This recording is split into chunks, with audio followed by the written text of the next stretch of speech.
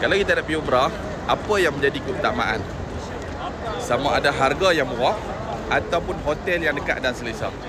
Okey, terima kasih Puan Hajah Jamilah Saad. Kami di TNK Travel, kami utamakan perjalanan yang selesa.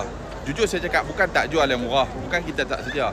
Kita sedia based on permintaan, tapi kita lebih utamakan harga yang sederhana, yang lebih selesa dalam keadaan hotel yang dekat. Sebab apa? Sebab nak menjamin kualiti ibadah yang lebih baik.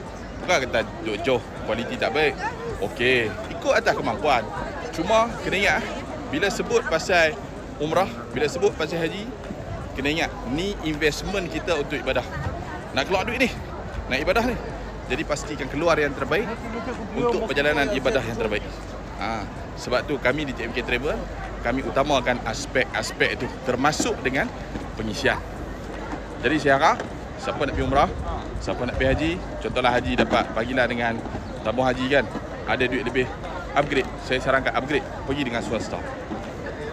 Untuk orang kata kesihatan lebih, dia macam investment untuk ibadah, investment yang kita tak nampak. Kalau macam investment dunia ni, kita invest duit, esok kita tahu nak dapat berapa sekian. Ini investment untuk akhirat, nak jamin kualiti. Benda tu atas kemampuan. Kalau siapa yang benda ni bukanlah, nanti ada orang kata dia ada banyak tu je, dia tak mampu nak upgrade, takkan pahala dia tak banyak. Tak, bukan. Benda tu atas kemampuan. Kalau siapa tak mampu dari segi kewangan, dia kena usaha lebih dari segi apa yang dia mampu, apa kelebihan yang ada. Jadi harap bermanfaat. Penat berjalan. Jangan lupa like, komen dan share.